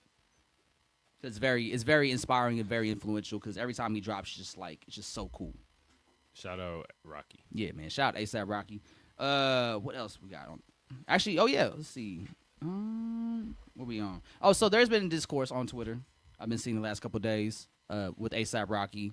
It's always been like a little rivalry between the two, just between the fan bases, really. They always had some weird tension, but it was never anything serious. But people are debating on Twitter right now if Travis Scott is a better artist than A$AP Rocky. And as a diehard, no. Entertainer, maybe. I'm gonna be real with you, man. As a diehard I mean, A$AP Rocky fan, I don't like, you know, Travis Scott did Astroworld. He did Rodeo. He did Days Before Rodeo. He got some. It's okay for you to say that you think Travis Scott makes better music. I've been thinking right? that since 2018. Yeah. So Like, but overall, as far I like how ASAP gets his ideas out in the world. Yeah. Like Travis Scott, I feel like he just too scattered. yeah, he's definitely got a little, you know, and A little bit of the touch. Yo, pause. Resume. Why'd you have to- anyways, A touch of the tease. we all kind of know, but don't want to say. I like how it's unspoken. Yeah. It's definitely unspoken. Like, if you watch any Travis Scott music video, it's like, oh, it makes sense. They asked him, they were like, so when Rodeo was coming out, like, so why did you put an action figure like on your cover art? He said, man, because that's how I be feeling. Yeah. Be feeling like an action figure. Told me everything I needed to hear. Nigga like to be played with. Where the bomb at? Here you go. What's up, Nelso? There we go. But I think when it comes to him as personalities, I think A$AP Rocky is a better personality, I guess you could say, because whenever you watch A$AP Rocky interviews, you could take away something from it. Right? He can talk. He could talk fluently. I don't know. Put together Can't sentences. talk. He can communicate. Hey, I remember in like 2012, 2013, when Travis Scott was like still like an underground buzzing artist. Not fucking ASAP. Yeah, man, I'm not A$AP, bitch. Man, that was a funny era. There was an era where he signed a deal with like Reebok or something, and one of the advertising or marketing things that they wanted to do was they wanted to have Travis Scott interview Travis Scott. It's impossible. Hey, That's that's the nigga's first idea. Like, brilliant. We bruh. want you to interview yourself. And I don't know. They probably didn't know shit about Travis Scott as a person because, like, whoo-wee, that's when I was like, something's off here. What's going I on? was like, something's off with. It's not. Something's off here. I think I seen Can't it. quite put my finger on it yet. Can't quite put my finger on it. We yet. did. We did. It wasn't normalized yet. Yeah. We didn't destigmatize it. Destigmatize it. Yeah. Yeah, because like that's when Chief Keef was popping too. People were like, something's off with Chief Keef. That nigga got trauma. It's yeah. a different T. Yeah. That's a different T. I feel like. They were saying Asperger's early on. Oh yeah. Like, when it was still a thing. Niggas Like, used to be saying I didn't know we whatever. eradicated Asperger's and like combined it with another thing. Nah, Andre bro. broke that to me a couple weeks ago. No, I didn't. I never said that. This nigga lying on me. He's not on camera. I can do that. Yeah. Like no one knows what he looks like. But Yes, they do. Yes, they do. not the strangers that watch this pod, Yeah, Andre. yeah. You're still safe. Okay. But yeah. So That's all it took. But all right, He's like, I'm gonna find you know, we went to asking who's better, Travis Scott or A$AP, and it broke down to like a you know what conversation. but back to the conversation at hand. You know, like I said, I thought A$AP or Travis Scott was a better all around artist than A$AP Rocky, but I do think visually, I think A$AP is a little bit more focused in terms of like his vision, like you said. Like he Yeah. has more of a general idea of what he wants to present visually and how to explain those ideas to people so they can help bring it all to life visually.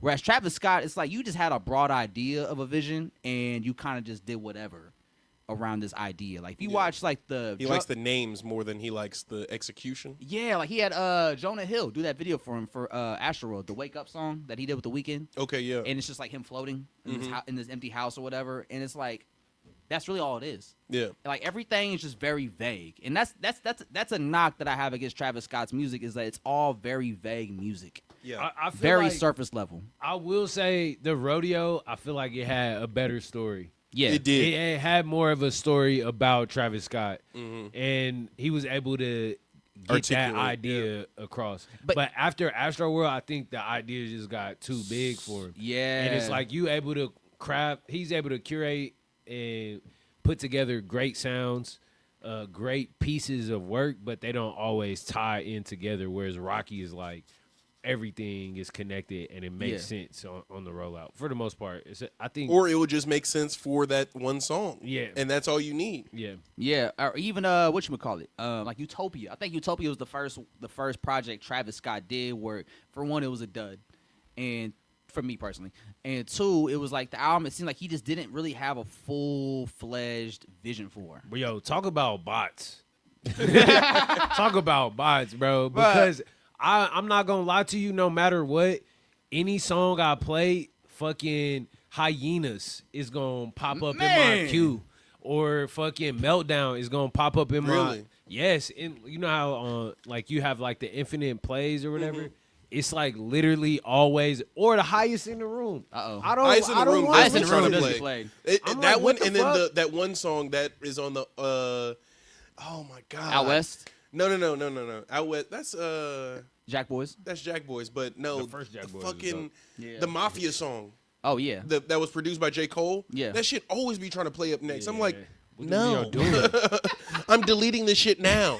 That's what I started doing. Like, if I start skipping a song more and more and more, I just delete it out of my library. Like, I clearly don't want to listen to this shit. Yeah. And if Yeah. I do, I'll just go back and Yeah, add I'll it. search it. Yeah. I'll look it up. And if you look at look at the because it was Mafia on Jack Boys 2, or was that like leading No, up to it was a single before the Astro World shit. Oh, the Astro Fest? Yeah. Okay, you're right. It was like Yeah. this, it was on the Dystopia EP or whatever it was. 'Cause Yeah, you had it wa- Utopia and you had Dystopia because it had He was like black and white on the cover. He looked like a monster. It was Dystopia. that and then another song. it was Escape Plan. Yeah, Escape Plan. Yeah. I like Escape Plan. Escape Plan was fire. Yeah, I think it needed a feature though. I feel like it's kind of empty when you go back to it. A lot of Travis Scott songs do feel kind of empty now. Because he's Yeah. empty. He's always been I'm empty. just kidding. I'm kidding. I mean, like low key, like that was the biggest thing about, and I read a Rolling Stone article about this. That was the biggest thing about the Astroworld Fest is that it really just put how empty of a person he is. Yeah. Or actually, he's more like a walking brand. Like Yeah. Travis Scott could be anything you want him to be in your head because it's all very vague. Yeah. Like all his music and what he talks about, it's all very vague talk. So it's like you can interpret it how you want to interpret it. Yeah. Because he keeps it so vague. I think the song that has, stayed around for me from Utopia is the "Look in My Eyes to Me." Oh, yeah. That song. That song's fire. Look at My Yeah. Eyes is fire. Like even Telekinesis. I think Telekinesis is fire. If the one with Beyonce is really dope. I can't remember what they're called off the top of my head 'cause it's been a minute since I played that. But I did like Meltdown. that Meltdown album was fire. That album just Meltdown came was out. tough. Meltdown was super tough. But That album I- just came out 2 years too Let's late. get it a 6. That shit. I Meltdown to change your boss and gave me fuck all that inheritance shit. Like, I ain't gonna lie, Drake was kind of talking on Meltdown. Modern I Jam mean, is he great was, too. but Modern Jam was cool. Modern Jam is. I like that song. it's cool because he did it, but it's like, he didn't win. Oh, you talking about the Meltdown? Yeah, I'm talking about Meltdown. Yeah. Because it was like, that's what that video was. Yeah. You know, him playing with the chains and shit. Him, Jumbotron shit popping. him crushing the band and shit. Yeah, fucking whatchamacallit. What was another song off that album? Oh, Modern Jam. Like Modern Jam to me was cool. My bad, you said it. Modern Jam was cool because that is actually an old Yeezus leftover. Yeah. Wait, what's the one? This my new Modern Jam. Oh. I need you in the stands. Like He was That's- vibing. He said, "Ugh." that's really what he did. He Like goes like this. is Tizo on that one? Oh, yeah.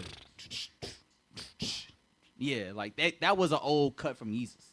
I can't remember what song. It might have been On Site or something. I can't remember what song it was originally for on Yeezus, but yeah, that was an old Yeezus beat. You got to mix that with Faded. You could tell That's what though. you play right before it faded. Yeah, but I feel the fate. so like actually, yeah, yeah. that would go far. So did y'all answer? Did y'all hold Travis Scott over A$AP Rocky, or do you have A$AP Rocky over Travis Scott as an artist? Are we talking music or It's music. It's music. I think I'm still picking Rocky. Yeah. I'm picking Travis. Because out of the Travis projects, Rodeo I listen to the most. Then it's Days Before Rodeo. I don't really go back to Astro World like that, but every now and then I'll play a lot, or I'll run that. Live Love the- A$AP. Yeah, Live Love ASAP. Long Live A$AP too. Yeah, so I'm still picking Rocky. Yeah. But he had me from like Days to Rodeo. Hey, we forgot Birds. though. Birds Oh, yeah, in the Birds. Trap Yeah, is Birds. great. Yeah, It's Birds, a great album. Birds is another one that Like Travis one that I fuck with heavy. he didn't really miss up Yeah. until like Utopia. Yeah. And then that's where it started, like the quality started to get a little iffy. But even then, that's still one project from Travis. I think that's Yeah. his brand too. Yeah, his Like, brand took a hit, but his post brand's that never been bigger. Astro World shit. You said what? I mean, his brand took a hit, but his brand's also felt like it's never been bigger. because he just did Coliseum in Rome. He was still able to maintain that, but the opium shit and not to say his shit is opium, but it's kind of in that realm, like in that world. So Yeah. I could see how that's touring across the world because it is like essentially it's crazy party music, like rave music. All the Gen Alpha could do drugs to it and shit. Like I can't believe Fiend went as crazy as it did for 2 years. But I 100. Damn, 2 years. It's been 2 years. Okay, that's kind of crazy. Well, I mean, It's been 3. The album came out late 2023. Yeah, it came out July 2023. Wow, it's been 2 years since Fiend drops. 3 years. Fiend. It's been 3 years. Damn. It's been 3 years since Fiend. Damn. We've been fiending for 3 years. I can't believe they're still fiending. Niggas still fiending. Like every now and then I'll just hear Fiend, Fiend. Man. And then I couldn't tell you another lyric from that song. They say, hold on. What do you say? They say, There ain't no other lyric. That's what no. Sebastian said. It's they say your career is more at stake when you in your prime. That's what you know. That's all. Cause that's how he starts it off. That's the Yeah. first line in the song after the Fiend hook. He Yeah, said, "I'm killing them with this one." yeah. Or what They gonna love this you, one. You heard my steak bar? They These Fortnite boys gonna love this one. fuck a last name. I need it on the dotted line or something. Yeah. I made $1 million off of pushing T. Yeah, I was about to say, what about the Push and T's line? That's weak as fuck. Hey, look. Hey, it was already Tomato. He already wasn't a great rapper, so it's like now you're really getting bad. Yeah, man. I mean, there was no way for Travis Scott to respond to Push a T. Yeah, there was no way. Fuck a Push a What T. he gonna do? He not gonna put out no diss track. No, I mean No. I think he could have made a T-shirt. No, he could have fought that way. Just put Pusha on it. Something. fuck a Push a T Or, on a or t-shirt. make a long T-shirt and then on the back where the butt should be, just put Pusha. Yeah, that'd be crazy. So you sit on it. Hey yo, Be careful, don't Hey, get yo. on his shit list, bro. Hey, He will annihilate us. hey, Yeah. I didn't meet him. Look, still. yeah, we learned firsthand Push T don't fuck around. Look, the face that nigga made at Joe, y'all. Y'all mind if I get a drop? Can I get a drop? Hey, he had to have a moment where it's like, what year is it? He was done right then. He said, I ain't heard that shit Were since y'all Hell laugh- Hath No Fury. Were y'all last in line? Yeah, Yeah, they we put us last. last purposely. Okay. Because like once they we realized didn't who get no were. extra time. I thought that's why they put us last. Because Yeah, so like we could rap with him. or like have a little bit. Everybody in front of us had like there's people waiting, so they had to get and go. So we went last. There was no one after us, so Yeah. we could hang out a little longer, and if we needed to. But obviously that wasn't the energy they were Y'all on. should- Yeah, no, Man. that was done. There was a girl from KC who like drew a painting of them. Or I think painted I remember that. something You of- sent it to me, Yeah, I right? sent it to him. I was like, bro, we should have had somebody do something like some artwork or something. Maybe we would have got I don't know, something out Little of more that. sense- Ty sentimental. rap all day verses. Yeah. He can recite everything. He's Mr. Me Too. Pick a song. Any song y'all can name, Ty will rap it right now. Nah, that'd be so fucked. Nah, for real. But shit. Okay, so where we at? Let's see where we at. We talk about 10-year anniversary. Did you do the ASAP versus Travis Scott? Yeah, I chose Travis Scott. Okay. Now, but You chose Travis? I chose Travis. I think I Yeah. just have more Travis music. I'm more emotionally connected Now- to the times in my life in which those came out. with Travis. So yeah, literally. Because like I just think Travis, like up until Utopia, like I love all Travis albums. And I like the banging bass, bro. Like just listening to music hella loud. I love Apple Pie. I love Apple Pie, Mama. I love the pornography record. Pornography off Like, rodeo. Yeah. Oh my Wake up, this nigga. side. Gotta get the cake up. Person. It was like Oh My This Side. I love Wasted. I love Impossible. Might be my favorite Travis Scott. Yeah, song ever. Impossible is great.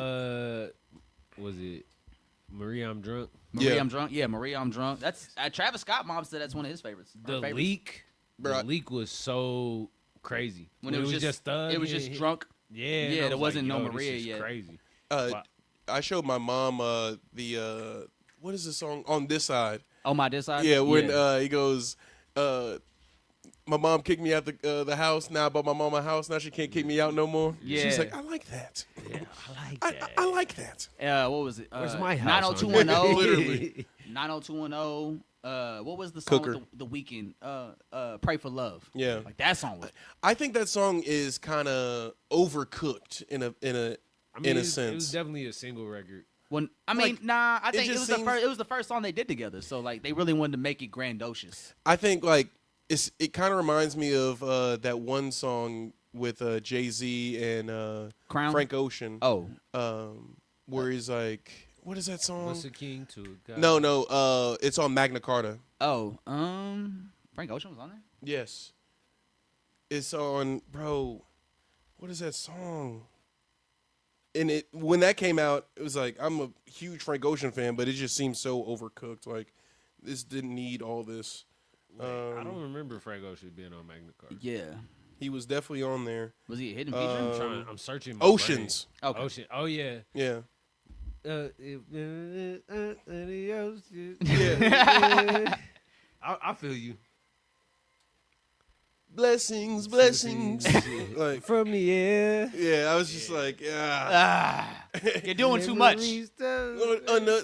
It was just But, like, too overcooked, bro. Yeah, just overproduced. Yeah, literally. I can kind of see that. Oversung. Yeah, because like there was that moment at the end, but it's one of my favorite moments on "Pray for Love" where like they're harmonizing over each other's vocals, like "We don't wanna pray," like, and then fucking Weeknd's going crazy while Travis is singing that, like, and then underrated is an understatement.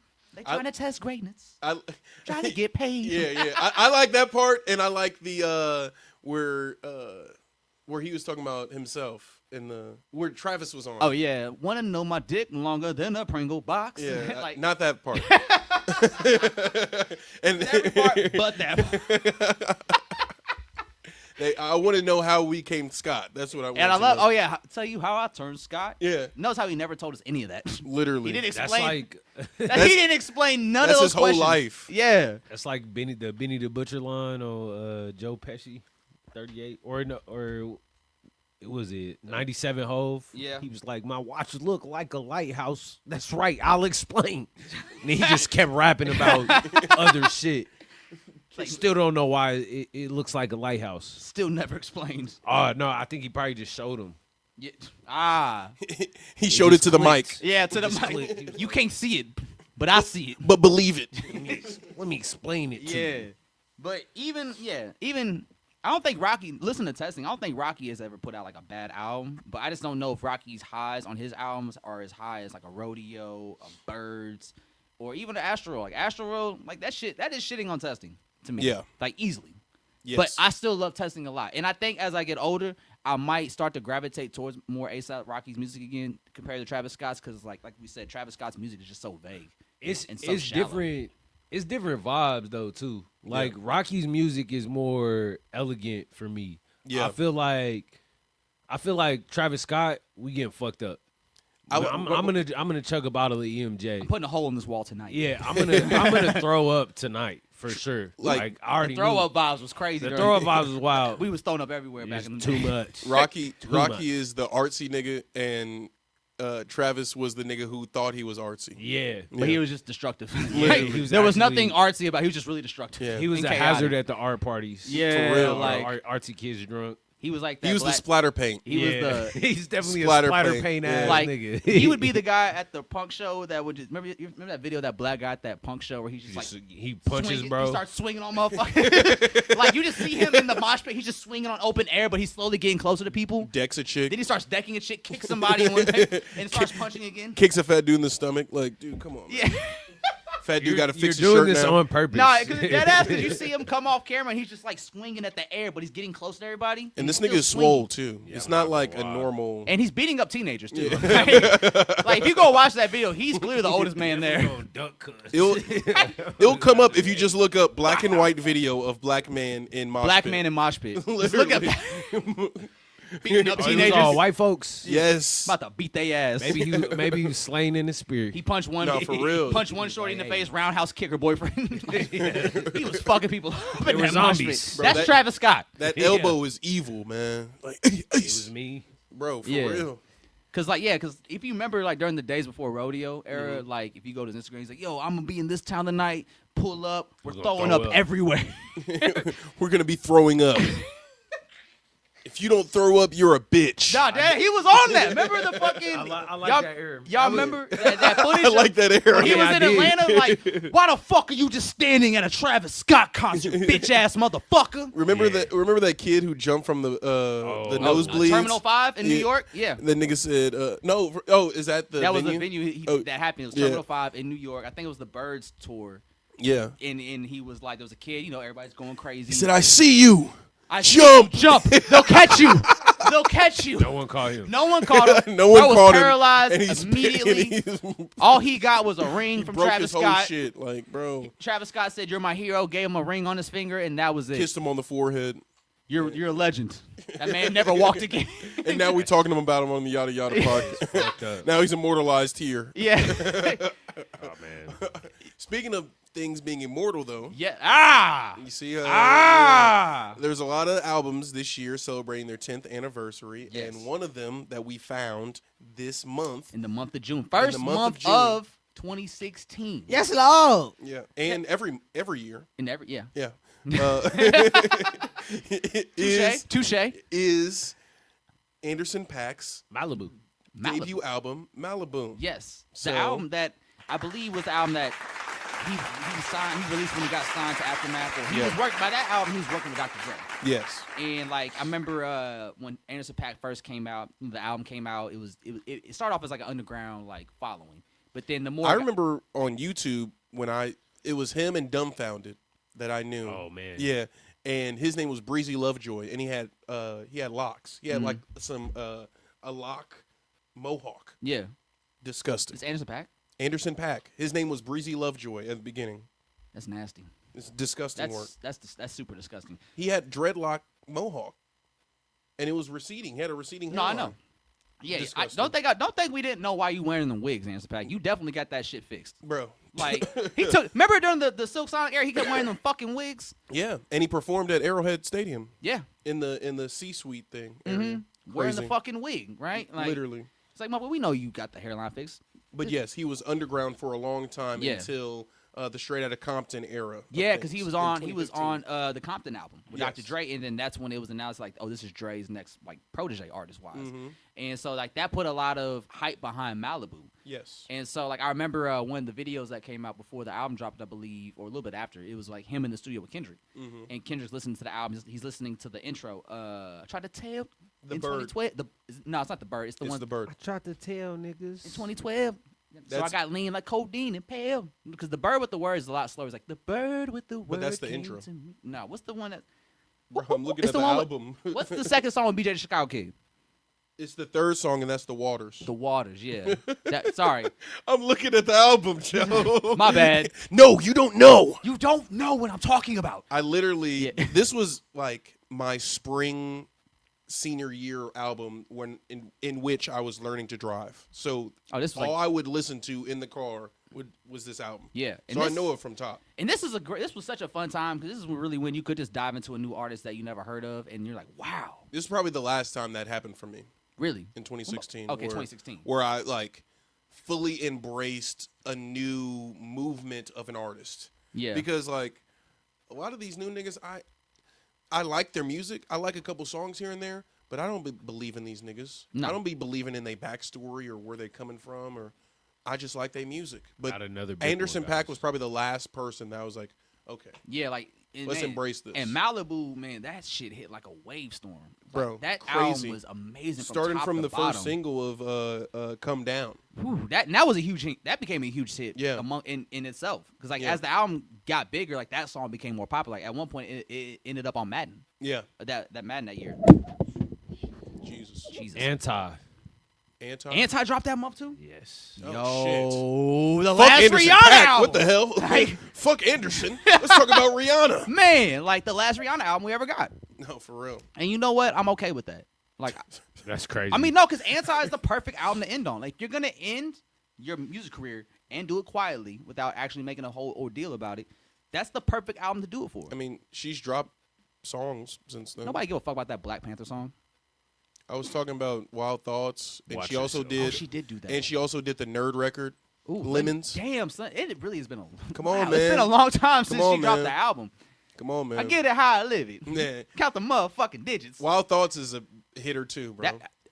I work in radio, so Yeah. it got overplayed. I don't know if you could take it. Excuse me? No, you want to see me naked. Oh, okay. Shake it, shake it, shake it, or something like that. naked. Yeah. Man. He said, "Excuse me." Yeah, I was like, the fuck you say to me? The fuck you just say to me? I'm getting naked. Yeah, man, like that's something that is been kind of surreal so far in this new year, just seeing like what albums are going to turn 10 this year in like Malibu. Like I really remember diving into Malibu for the first time, listening to it and just being blown away like by the bird, the waters, Put Me Through. And we Street had Lights. precursors to the Malibu record. We had the No Worries Suede song. Well, No Worries came after. No, it didn't. No fucking way did No Worries drop. No, I swear No Worries dropped after. Suede came out smooth than a motherfucker. Hold on. So, No Worries. The first one came out 2016. It came out October 21st, yeah. And then Suede dropped.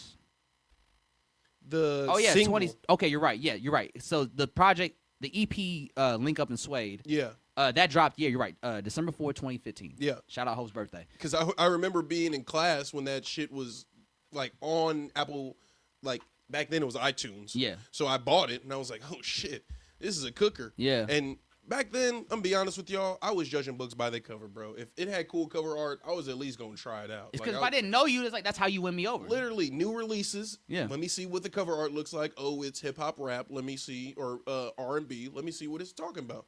And that Suede was something different, bro. Yeah. It was something different. Yeah. That was one of the first songs I play when I get in the car. Get in the aux. Get that aux. Bow. Sweet. Cooker. Yeah, man. So, man, 10 years of Malibu, man. 10 years of Malibu, 10 years man. of Malibu. Put me through The Dreamer. that parking lot song. Parking Lot, yeah. Lightweight. Yeah, lightweight. Yeah, Dreamer. Don't stop now. Keep Fucking dreaming. With Life of Pablo was 2016. Life of Pablo, bro. Life of Pablo. Hey, Coloring book. January. Hey, the Madison Square Garden show, Yeah, like with Yachty. with Yachty in the show, and then like that was like, I think that was the last time like hip hop felt whole, like we were all just one, cause like everybody was there. Like, remember they found Frank Ocean in that motherfucker? Yeah, Like Frank's here. yeah. Like Hove was there, Frank Ocean was there. Like it's funny because if you look at that video now, you have like the main people in the video are like Pusha T, Kanye, Kid Kid Cudi. Cudi, Travis Scott. And Virgil was there too. I'm Virgil pretty was sure. there, Don C was there, 2 Chainz is there, Yep. ASAP Rocky was there. Yep. Yeah, everybody. That's the last time it felt whole. Well, I mean, because it's like that was, I don't know, everybody was. It seemed like the Who's was there. Like that was a huge deal. Well, together in the room. Yeah, I felt like hip hop kind of felt whole in 2018, right before the Drake Pusha T beef. you think so? Yeah. Everybody was dropping. People were embracing music. People were engaged in the music. Like right before X died and right before the Pusha T beef is in my head is when hip hop was kind of like everybody can go. Yeah, everybody's locked in. Literally. Because like even one of my favorite things about the Life of Pablo project was just like the build up for it. Yeah. And how like he had the live show at Madison Square Garden. Then after that he's like, okay, SNL performance, KanyeWest.com, ah! Yeah. And then like And he had the Wolves performance and too. yeah, like a year prior to that. Yeah. And so it's like everything was just so sporadic and just like what's happening. And it's like, yo, KanyeWest.com, album out now. Wasn't out. Yeah. I kind of feel like that kind of fucked up the game. Yeah, because that did change the game because that was the first Kanye album, I believe, that was never physically released. And it was It was released on vinyl. Oh, it was finally released on vinyl? Eventually, Yeah. they Eventually. kept he kept adding Refunding. shit and Yeah. taking shit away. Yeah, and like that was the that- first time I seen that. And happen. that was I didn't like Yeah. that at all, bro. I was in a movie theater and they're like, okay, it finally dropped now. And I was like, bro, I don't even care anymore. I'll listen to it once I'm done. I ended up downloading it because it was only on Tidal for like the first week Yeah. or like the first month or something. I'm like, dude, I was selling niggas links. you feel me? I was selling niggas links to the leak of Magna Carta, and I was selling niggas links to this one. Life of Pablo. Yep. Yeah, and like on top of that, he was changing shit. Sometimes the changes would be fire, and sometimes he changed shit I liked. Yeah. Like the beat drop or the beat switch for Famous when the sample comes in with Nina Simone chop. Yeah. Like it used to be hella smooth, and then he did a change to it that added a little delay to it, so now it's a little off. Yeah. Or like, there's some good changes he added, like he added those girls at the end of Father Stretch My Hands Part 1 with Kid Cudi. Yeah. Where it's like, beautiful morning, like Yeah. the girl vocal, like that sounds good. Yeah. But it's like, you just don't never know what he changed or what he's going to change until you listen to the album again. Yeah. And it just made it such an unpredictable album experience. Yeah. And I think that could have worked if it was strategic, and that could have been an interesting way in which you run up like streams, but streams weren't even viewed as how they are now. They're not even like, they weren't looked at like that. They were still, people were still buying albums online. So yeah, he kind of fucked up the game with that whole not releasing a full project. But what did come of it was the St. Pablo record, which is one of my favorite Kanye songs of all time. I think that's like the last real the last Kanye track. song Yeah. we ever got from Kanye. Yeah. It's like that. I am one with the people. Yeah. I am one with the people. Real gunshots. No, for real, bro. Last time I heard that song, I almost cried. Dude, yes. Because it's like, Because you can hear him crying on the song. Man, it's like, bro, I feel like you really, like. You were there. Them gunshots were you, like, that song to me feels like the final scene in Scarface. And it's like the last verse when you hear them gunshots fall, he's just like falling from the stairway into the water, but it's happening in slow-mo, so he's rapping this last verse, and by the time he hits the water, like, he's gone. Yeah, and I was like, that was the last, to me, that's the last real Kanye song we ever got from Kanye. And just like my wife said, I still didn't say no. Like, bro, I might tear up right now. Fuck! Got people asking me for money knowing I'm in debt. And like my wife said, I still didn't say no. She said that he would just give away their cars. Oh, yeah, he was giving away jewelry and Yeah, shit. she would come home and the car's gone. Where'd the car go? Such and such needed. You know, it's funny because, yeah, Pac was definitely bipolar because people that was around Pac his final days said he's doing the same shit. Like, all the outlaws like, yeah, Pac just started giving him his jewelry Yeah. and his clothes that he didn't want I no don't more. know if that's bipolar. Like, Well, it's like sometimes people be like nesting. Like when they know they about to die, like they'll start. I do believe in like certain, kind of spiritual shit. Like people knowing. Yeah. Like, you'll do stuff like that. Well, if I'm not gonna use this, like let me take this. Because I think It's 100,000. Go sell this. You know what I mean? yeah. Like, Because Gucci said it. He did the same thing. Yeah. When he was having an episode, like he just started giving away all his shit. So like hearing Kanye do that early on, it's like, oh man, the signs were there, but we just couldn't. It was so. I mean, it was chaotic genius to me at the time. It's like I was thoroughly entertained by just like how unpredictable and scattered the whole process of the life of Pablo was. But that's what made it entertaining because you had the track list, and then you'd have people like autograph it later on, and you'd be like, oh, Andre 3000's on here now. Like, oh shit, Earl Sweatshirt was in the studio with him. Tyler the Creator, for real. Like everybody's signing this fucking track list, and it's making it cooler because you're seeing new names pop up every time he updates it. Yeah. And so you're like, now who's gonna be on it? Yeah. What's really going on? See, I feel like I said, that could have been fun, but It just wasn't focused. It wasn't there. And then on top He of needs that, a Brita filter. Like if he's the water, he needs a Brita filter to like clean up everything and like get the microplastics coherent thoughts out of, and shit. Yeah. Get the That's how- microplastics out of there. that's how Rick Rubin was like describing Yeezus. Yep. Yeah, he was Like, like, shit was just He had to everywhere. take Didn't he a say lot there's like 50 away. songs? It was some crazy number amount of songs that was on the original Yeezus, and it so- wasn't even done. It was like, I think he said On Site was originally like 13 minutes long. Crazy. Like, what the fuck is Kanye rapping about for 13 minutes? Literally. Like, what bro. the fuck are you doing? Literally. But that's when when I he, get to snapping like doo-wop. yeah. But man, it's gonna be kind of crazy just seeing all these albums from 10 years ago hit 10 years old. Like fucking the first Koji tapes is 10 years old this year. Man, it's Like a lot of Lamborghini shit. High. Lemonade, Lamborghini High, Beyonce, Beyonce, Yeah, Blank yeah, Beyonce. Face, Lil Boat. No, I thought the Beyonce record came out 15. Nah, it's 2016. Lemonade? Really? 2016 Lemonade. No. Self-titled. No, I'm talking about Lemonade. Oh, okay. Yeah. Oh, the elevator joint where she was the hot sauce in the bag. The Becky, the one with Becky and Yeah, shit. yeah. That one was crazy. Yeah, and she I dropped a didn't music really video listen for to every shit. record. Yeah, that is insane. Wait, so that wasn't Lemonade? That was That was Lemonade. Lemonade. Oh, that was okay. That's what I thought. Shit. What else? Birds in the Trap Birds in the Trap. and Sun's Tirade. Those dropped the same day. I thought Birds in the Word. Trap was 15. No, Birds in Nope. the Trap was 16. Yeah, Can we get a check on that? the Sun's Tirade and Birds in the Trap dropped the same day. I remember that Friday very vividly because I was coming back from Maryville to Kansas City to work at the station, and I decided to play Isaiah Rashad because I didn't want to hear Travis Scott yet in my system. I wanted to hear his shit clearly. Made in T.O. dropped that year. Uber Everywhere? Yeah, the Man. Uber Everywhere. Uber Everywhere! That's a goated song. That is a goat. That made me want to Uber. No Name dropped that same year. Oh, yeah. Which one was that one? The pink one? It's the one with the girl. I'm getting the album. It's called Telephone. That's got Diddy Bop that's on the there. first one, Shadow yeah. Man. Mm-hmm. I wish we could just look up the years instead of it. iTunes used to be able to do that. You used to be able to just go to the year. Well, Genius has a list, but like it goes by each month, and it's so thick Yeah. that there's no way I'm gonna Pause. Hey, come on. Shout out to Joe Cornijo. Every time you say pause, we're gonna drop that. Hit that drop. Yeah, let them Man, know what's you know happening. who else dropped? Skepta dropped. Konnichiwa. That Konnichiwa! same year. Hey, man, that was a big day for the Mandem.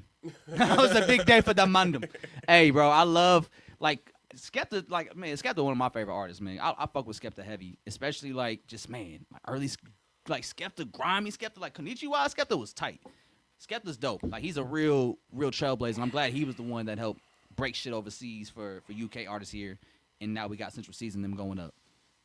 Shrimp Life 2 came out. Shrimp Life Life 2. 2, Which one was man. that? That was Black Beatles, right? Yep. Black Beatles. We was freezing up like 10 years ago. Man, made the world stop. Literally. Made the world Made stop. the world stop. Literally made the world stop, bro. Black Beatles in this. Honestly, I'm going to be real with you.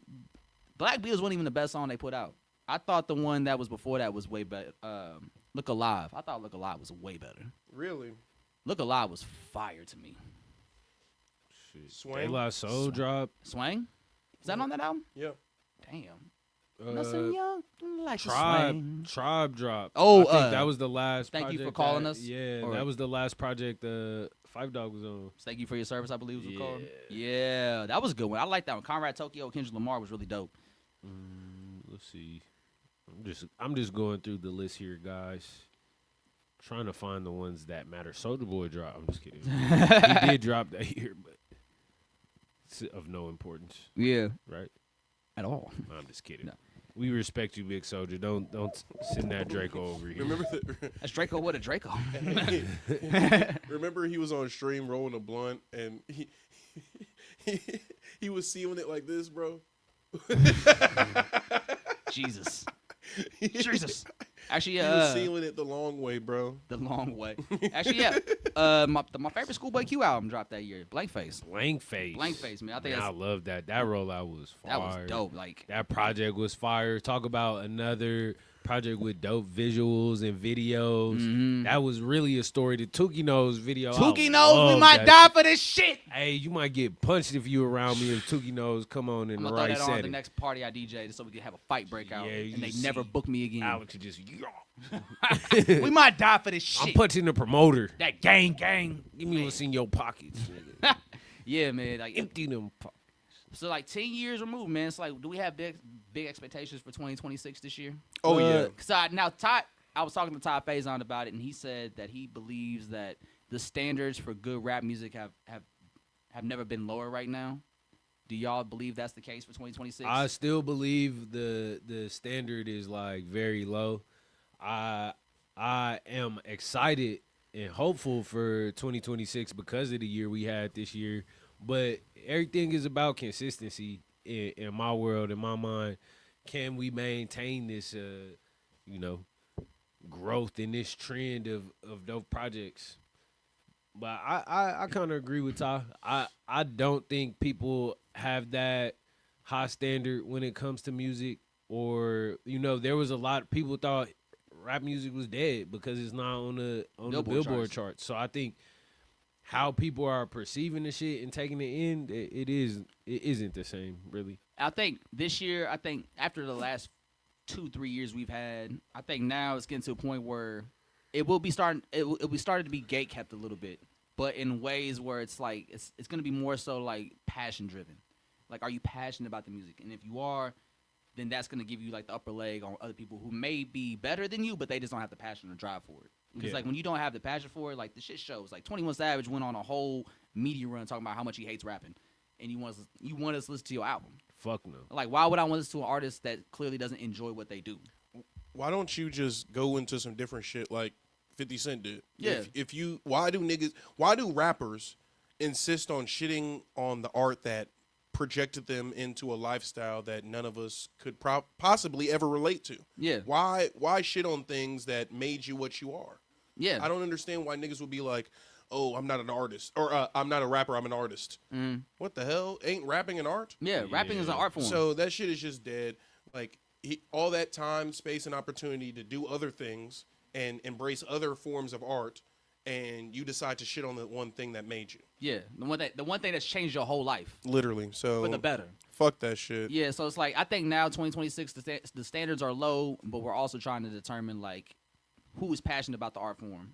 And if you're not good, then we could work around that. We can get you better. But are you at least passionate about it? The standards are low, but the attention spans are even lower. So yeah, make them pay attention, make them want to pay attention. And I think those people who do will be just fine. You feel me? And we got the first big release this Friday. A$AP Rocky, don't be dumb. Allegedly, but I think he'll do it. I think he's gonna do it. Okay, and we're gonna be on that ass and not care anymore. Yeah. If that come shit's Sunday, done, it's over. Go be a family man. If come Sunday we don't have nothing, it's over for you niggas. It's over. But before we wrap up, man, I want to give a shout out to Fergie Baby. It's a good day to be in Harlem. They shot that video yesterday, and he's been teasing me the last couple of weeks. Like, yo, I got a big surprise planned. I got a legend coming through to the video shoot, so make sure y'all show up on time. Come to find out, the legend is who I thought it'd be. I thought it'd be like A$AP Rocky, but it was Ferg. I thought maybe it'd be like Rocky or Max B because he hasn't linked with them yet. I was thinking Max B. But Max B and French Montana just dropped, right? Yeah, they dropped the project. They have a banger on that one that samples something classic. I can't remember off the top of my head. But yeah, Fergie Baby had that video shoot. Good day to be in Harlem. A$AP Ferg pulled up. Not only did he pull up, but he has a feature on the remix. So now he got Cameron and A$AP Ferg on the Good Day to Be in Harlem remix, man. That's huge. And I'm going to be real with y'all. I've never seen, in all my years of following hip-hop, I've never seen a rapper from Harlem kind of get knighted the way Fergie Baby has. Like, in terms of, like, everybody that came before him that blew up in Harlem as a rapper, like, is passing the torch. Like, yeah, he next up. So it's really dope to see, man. What if we just started doing that in hip-hop and in other spaces? Like, cementing people and cresting it like you got it, kind of like what they did with Kendrick way back when at the like West Coast passing the torch. Yeah, literally. There's too much ego involved. I think we should do that here in KC. Call Tech 9. I don't got his number, bro. I don't got his number. Sean, give us Tech Sean, 9 number. Put it in the chat. Man, Joe Black. Put it in the chat. We're gonna get on this shit. Leak his number right now. Yeah. No. But yeah, great fucking week for Kansas City. Yes, sir. Great month so far for Kansas City. It's just a cooker, bro. Yeah, and it's only going up. Todd told me that he got another project he's working on right now. Yeah, he did say that. So he's already back in that mode too. So ain't slowing down anytime soon. We got 2 Sean projects dropping this year. I'm sure we'll get more music from TC. We got another project from Ty. Before we get out of here, though, I do want to spend a little time or a little bit of shine on my boy Scorpio and my boy Zeph Friends. They just dropped a single New Year's Eve. It was 2 weeks ago now. But Don't Let Me Leave. I've been playing it like a motherfucker on the car, in my headphones, in the shower, everywhere I could play music. I'm playing it. It's a great single. I didn't even realize this until last night when I was showing my mom the record. No cussing. Mm-hmm. No cussing even from Scorp. So W Music, WKC Music, and W those folks over there, because that song is probably going to be in my top stream songs this year already, because I've been five. No, what did Cam Newton say? Skadoosh. Skadoosh. What am I about to cue up next? Skadoosh. So we about to skadoosh up out of here. Literally. But yeah. Yeah. Episode 153, y'all. Episode 153. The kid Joe Cornejo, Black Hyphy, Nelso, and of course, man, our podcast MVP every damn time, Sebastian!